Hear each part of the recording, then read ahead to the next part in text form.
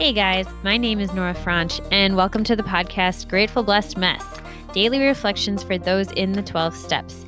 I am a fellow 12-stepper and certified mindset coach, and I am here to introduce you to the value of mindset coaching in your 12-step journey. So if you feel like you are stuck in the steps, if you're slipping and sliding with your abstinence, mindset coaching may help you as it did me, and you can find me at catholicmindsetcoaching.com. These episodes are meant to invite you in to consider the truths of 12-step wisdom and to join in the very real struggle of living them in action. I hope that it feels almost like a mini meeting, and I invite you to contribute your own share on the Grateful Blessedness Facebook group to keep the discussion going. My comments are based on my own experience, so feel free to take what you like and leave the rest.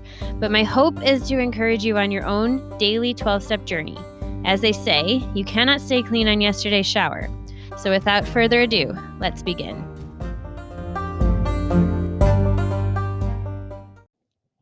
Hey everyone, Voices of Recovery, page 184, July 2nd.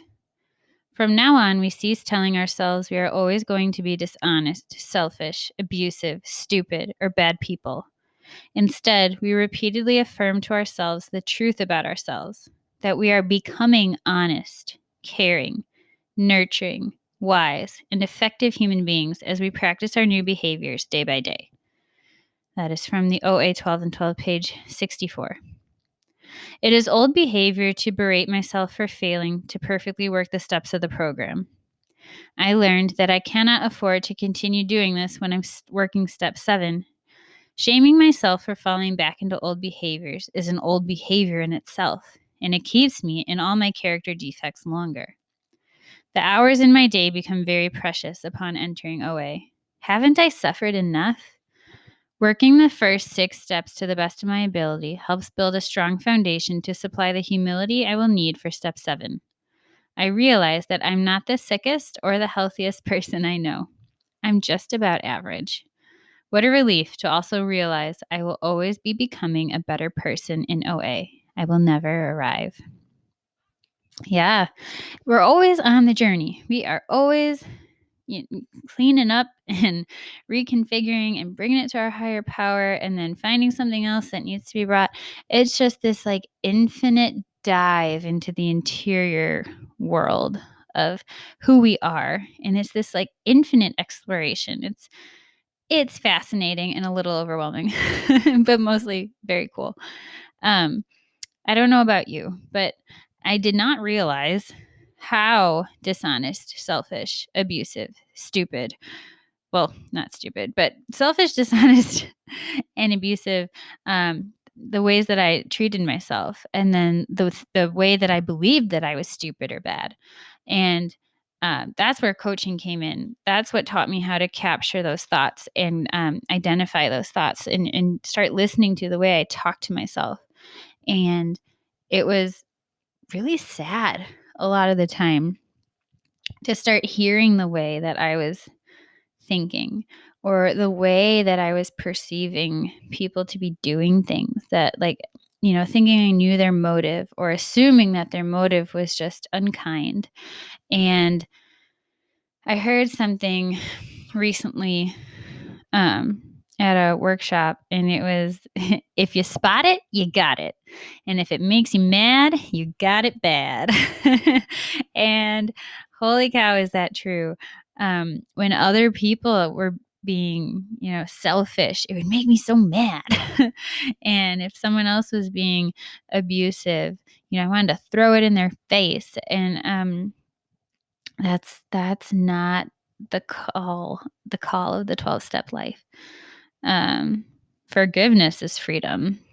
Meekness is freedom. And compassion is the key to peace. And it's not obvious. It's just not obvious, especially to maybe those of us who just grew up in a world that told you otherwise. And there was something else that was told. A story was read at the workshop I was at. And it was, I wish I had it in front of me, but the gist of it was really beautiful. And basically, I think it's like a Chinese proverb kind of a story. And it was this bad man. He was evil. He had evil plans. Was trying to marry the princess so he could get all her money. And the thing is that his face looked as evil as he was. And the princess wanted to marry someone who was good and kind and honest. And so he had someone make a mask for him.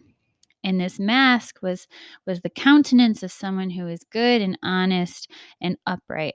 And he wore it. And the princess ended up choosing him because of how honest and upright he looked and behaved, because he decided, like, okay, she chose me. Now I have to keep up this charade for an entire year, because they were going to be engaged for an entire year before they got married. So for him to get what he wanted, he had to keep being nice. So he wears this mask for an entire year. And for an entire year, he does things that are upright, that are good, that are just, and that are honest. And by the time a year had almost come around, he began to feel very bad, very guilty for tricking the princess like this. And finally, right before they were supposed to be married, he ended up telling her the truth. And she was so angry, she was going to banish him from the kingdom forever. And she said, "But first, before you go, let me see your face." And he removed the mask, and she gasped and almost quizzically said, "Why would you have a mask made that looks exactly like your own face?" And it was so beautiful, because he became what he was doing. And at the workshop, this was geared towards the slogan, "Act as if," which can kind of get a bad rap because people can think that that's dishonest. But it's not dishonest if you're choosing to work toward being that ideal, that good, upright, honest person that you desire to be. So here it says in the quote that we are becoming honest, caring, nurturing, and wise and effective human beings. But it says we're becoming. It doesn't say that we are. But in choosing again and again and again to try to be the opposite or other than the dishonest, selfish, and abusive person we were, by choosing to think differently, to see the world differently, and to speak compassionately and lovingly to ourselves, so that we no longer think or believe we are bad or stupid. That will create that transformation that the princess saw in that man. And that's what we're shooting for in the program. With that, I pass.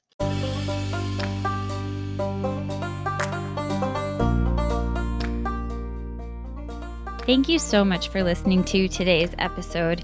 If you feel that mindset coaching could help you on your 12-step journey, please feel free to reach out and find me at catholicmindsetcoaching.com. This is not a replacement for 12-step work. This is something outside of the 12 steps. It is simply something that has a heart for the 12 steps and those who are in it. And so, welcome. If you are here, chances are you may also be a bit of a mess. And I hope that you can learn to find some gratitude in the blessings that have come from your messes.